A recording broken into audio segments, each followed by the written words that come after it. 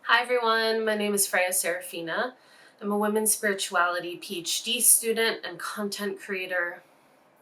And this weekend I got to attend a conference where we're talking all about the divine creator, Mother Goddess. It was called the She Divine Studies Conference, and it was hosted by the Mago Institute. Huge thank you to Helen Hwang and all of the other organizers who put this conference together. And a huge freaking thank you to all of the other presenters, panelists, workshop holders, all of these incredible women who held space for the study of goddesses and for the divine feminine. This work is so important. There has been a massive erasure of the divine feminine, of the goddess, of women's participation in religious and spiritual contexts, in the creation of the world and the cosmos, and within familial structures, community structures in general. And this erasure, purposefully, by the way, purposeful erasure. If you watched any of my videos, you will see why and when and where, and there's a ton more videos to come that will discuss this as well. But this purposeful erasure, this hiding the divine feminine, turning away from it, cutting it off, has had serious negative ramifications for women's spiritual and secular lives. If women are seen as less than to men in society, then that starts to become this sort of internalized thing. And also, when we start to push back against these structures, we're often met with deep violence.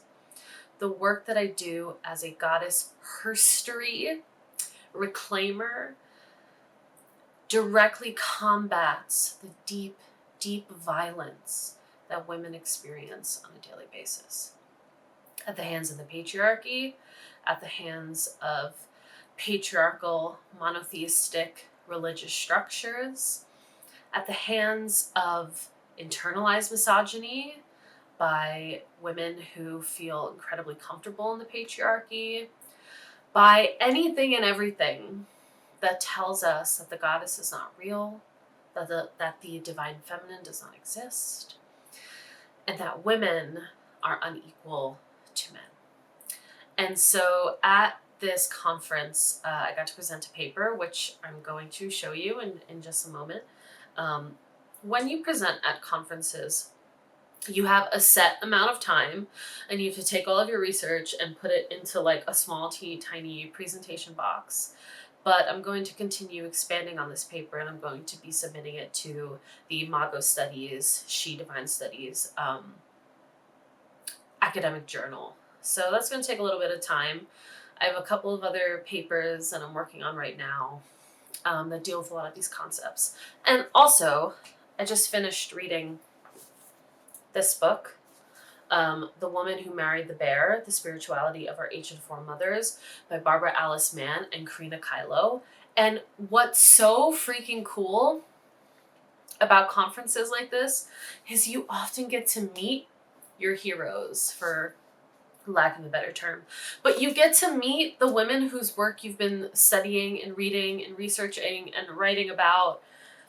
And at the time that I'm recording this, I'm going to be presenting mine tonight, and I'm going to be able to meet virtually Karina Kylo for her conference tomorrow. And I think that's so freaking cool. Anytime that I go to a conference, goddess studies, pagan studies, witchcraft, rituals, folklore, mythology,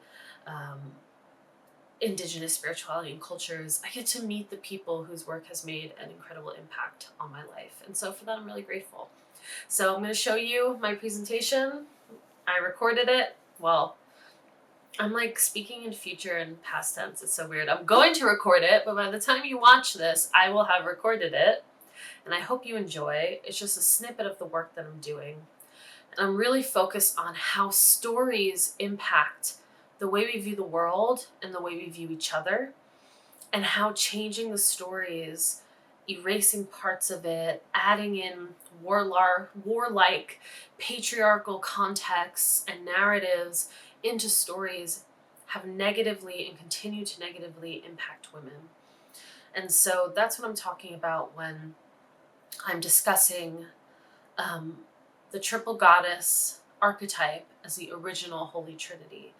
And that the Holy Trinity that we see in a Christian context is actually a divine feminine principle. So I hope you enjoy. Please like, subscribe, comment, share, and head on over to my Patreon where I post about these things often. And I will see you next time. Thanks for being here. Bye. Start with Priya. Are you there? Me. Yes, I am. Hi, everyone. I'm going to share my screen. Ooh, hold on a minute. There we go. And in case you can't tell, that's me. Okay. So I'm really, really interested in stories and how stories, whether we change them, erase them, add new things to the story, how they impact the way that we experience the world and how we think about other people, and how that impact has affected women in very negative ways. So I'm looking at the goddess as a blueprint for the original Holy Trinity that we most often see in the Christian Holy Trinity. Okay. The problem of a single story. So storytelling is a fundamental human activity that plays a crucial role in shaping our understanding of the world and our place within it. It serves as a powerful tool for communication, allowing us to share experiences, emotions, and knowledge across generations and cultures. The power of storytelling lays in one's ability to see themselves and their world reflected in the imagery and symbolism within the story itself. Stories hold power. They allow us to craft our worldview, transcend time and place, language and culture. Stories bring magic to life and keep us connected to our ancestors. When information is hidden, erased, or lost, stories can cause harm. In his book, Letting Stories Breathe, a Socio-Narratology, Arthur W. Frank reminds us of this fact when he says that, quote, a good story, a story that people become caught up in because it had them in suspense, engages their imagination, and calls for interpretation, is not necessarily a good story in the sense of encouraging goodness among those who tell it and retell it. Indeed, these stories often prioritize one point of view, making that perspective paramount and disregarding all others. Frank's point is affirmed by Barbara Alice Mann and Karina Kylo in their book, The Woman Who Married the Bear, The Spirituality of the Ancient Foremothers. In reference to how Euro-American ethnographers captured and distorted indigenous stories, Mann and Kylo assert that Western ethnographers saw no value in interviewing women and listening to their stories. Due to this misogynistic dismissal, these ethnographers only received and perpetuated parts of numerous tales. The authors state that indigenous women tell women's tales to women, while indigenous men tell men's stories to men, instead of men alone in charge of the all story. These stories received by ethnographers, which prioritize a male-dominated perspective, were obscured and inserted neatly into patriarchal assumptions of male creation, leading to male rule. Excluding the divine feminine and narratological evidence of matriarchal societies has had a devastating and lasting impact on women's spiritual and secular lives. Women's spiritual reclamation is necessary to create a more balanced worldview in which women are seen and treated as equals to men. One such way to do so is through reclaiming the Holy Trinity as a divine feminine principle related to the cycles of birth, life, death, and rebirth. The concept of the Great Mother Goddess as a blueprint for an original Holy Trinity is rooted in ancient spiritual traditions that revered the divine feminine in a tripartite form, symbolizing the cyclical nature of life and the interconnectedness of all existence. This trinity manifested in more modern times as the maiden, mother, and crone, each representing different stages of life and aspects of the feminine. The maiden signifies youth, new beginnings, and potential. The mother embodies fertility, nurturing, and creation, and the crone symbolizes wisdom, transformation, and the endings that precede new beginnings. This ancient trinity predates and parallels the more widely recognized Christian Holy Trinity, offering a more inclusive and balanced perspective on divinity.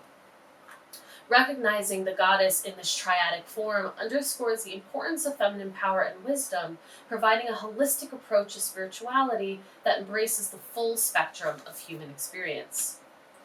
The contemporary notion of the triple goddess, as many of us must know or may know, was popularized by the 19th century folklorist Robert Graves in his book The White Goddess, published in 1948.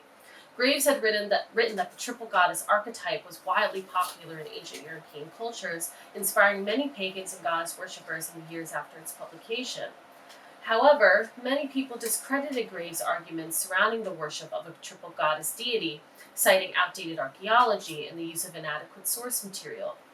As it turns out, there is a great deal of archaeological and literary evidence that supports Graves' supposition about the triple goddess, although he most likely wasn't aware of that at the time. Regardless of the poor reception of Graves' writing by scholars, many neo-pagans and modern-day Wiccans found truth in Graves' poetic musings. In 1979, feminist writers and self-identified witches Star Hawk and Margot Adler published A Spiral Dance and Drawing Down the Moon, respectively. It is thanks to their work and the work of others that we begin to see a maiden, mother, crone archetype as being a main aspect or iteration of the triple goddess. For example, Starhawk speaks of the triple moon goddess when she says, "The moon goddess has three aspects. As she waxes, she is in the maiden, full. Full, she is the mother. As she wanes, she is the crone." Adler makes a broader statement by saying that followers of Wicca seek their inspiration in pre-Christian sources, European folklore, and mythology. They considered themselves priests and priestesses of an ancient European shamanistic nature religion that worships a goddess who is related to the ancient mother in her three aspects of maiden, mother, and crone. While this imagery encapsulates the spiritual feminist movement of the 70s, the notion of a triple goddess is not at all new or radical. This is an ancient story and an ancient archetype. So ancient cultures across the globe contain an array of Trinity symbolism and triple goddess archetypes. For example, in Shaktism, a denominational sect of Hinduism, all life force energy or prakriti is seen as feminine. From the divine feminine primordial waters, all of life is born. Shaktism centers the worship of a great mother goddess or Devi. The earliest goddess statues excavated from India are believed to correspond to the Upper Paleolithic age, making the statues and subsequent belief in Devi anywhere from 22,000 to 25,000 years old. In Shaktism, the tri-Devi are a trinity of the supreme Devi. These three supreme goddesses consist of Saraswati, Lakshmi, and Parvati. The tri-Devi act as creator, preserver, and destroyer, mirroring the aspects of the contemporary maiden, mother, and crone. Another way the Trinity presents itself is through the Greek fates or morai, Clotho, Lachesis, and Atropos. The fates determine the length and direction of a human's life. Clotho spun the thread of one's fate, Lachesis distributed that fate, and Atropos cut the thread of fate, ultimately determining when a human being would die. This imagery brings on connotations of birth, life, death, or maiden time, mother time, and crone time. We first meet the morai in the Theogony of Hesiod, believed to be written in the 8th or 7th century BC. Hesiod's text is the earliest surviving account of the creation of the Greek gods and therefore the cosmos. And in this text, Hesiod depicts the three fates as daughters of the goddess Nyx, making them integral to the creation of the universe itself. Another Greek trinity example would be that of Hecate. It is said that Hecate is the goddess of magic and the crossroads. Some say that she is depicted as a Trinity personification so that she can look in all directions. You can see that here. She simultaneously ruled over heaven, earth, the seas, and the underworld.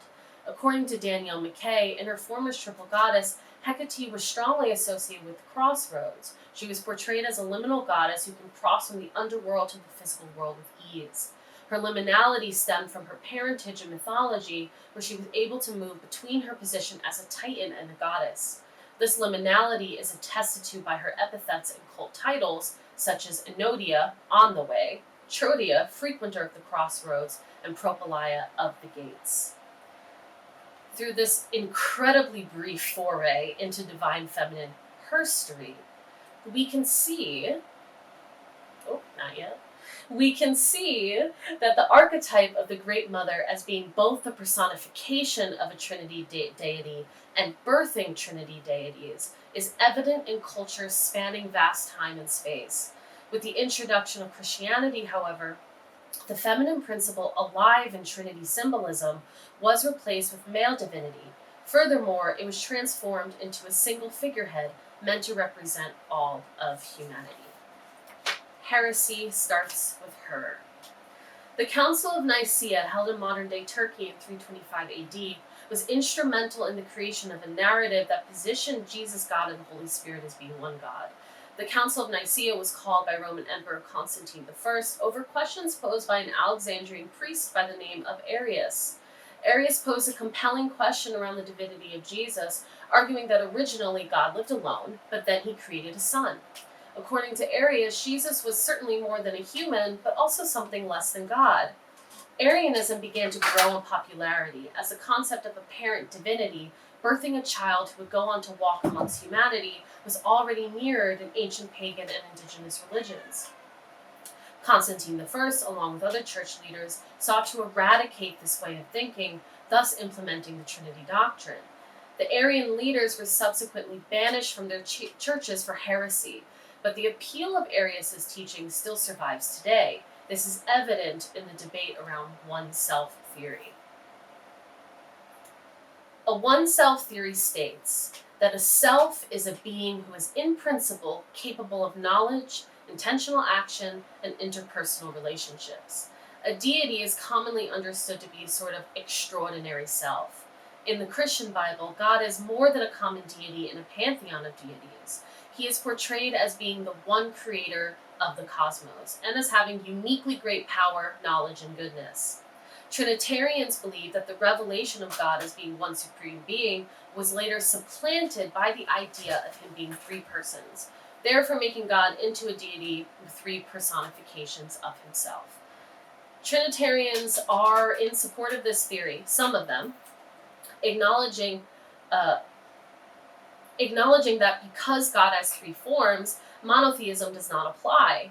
There is a rival approach, however, which states that these three divine persons are really ways the one divine self is. That is to say, modes of one God. In other words, you need these three ingredients to make a cake, that cake being God. The debate over whether God is one being or three wouldn't hold such significance if it weren't for the blatant erasure and demonization of women-centered religions and divine feminine power that we experience in modern times. Developing a Trinity theory and banishing Arius wasn't the only major event that took place at the Council of Nicaea. The religious leadership also determined that women should have no religious authority in the church, and that Mary Magdalene was not a female priestess of Christ, but a prostitute and a sinner. The choice to change the story from multi-layered and gender-inclusive had serious consequences for women's power, position, and religious authority. By removing women from the story of creation, we participate in the erasure of women's divinity. Over centuries, many societies have downplayed or completely ignored the contributions and significance of female deities, priestesses, and spiritual leaders, replacing them with predominantly male figures. This erasure has not only distorted religious and cultural narratives, but also impacted the collective psyche, leading to an imbalance that affects both men and women. Restoring the divine feminine involves recognizing and honoring the sacred cycles of birth, life, death, and rebirth. in order to foster a more inclusive and holistic understanding of spirituality and humanity. In her essay, Why Women Need the Goddess, Carol P. Chris argues that the story of a monotheistic religion with male-centric representations of divinity have contributed to the subjugation and marginalization of women throughout history. She argues that religions centered on the worship of a male god keep women in a childish state of psychological dependence on men and male authority, and argues that the goddess can aid women in healing from the effects of that dependence. Additionally, religious symbol systems focused on exclusively male images of divinity are psychologically devastating to women because they create the impression that female power can never be fully legitimate or wholly beneficent. By reclaiming the Holy Trinity as a female principle, we can begin the work of acknowledging divine feminine erasure and co-option, recenter narratives in which women can see themselves in the images of the divine, and resituate women as equals to men. Thank you.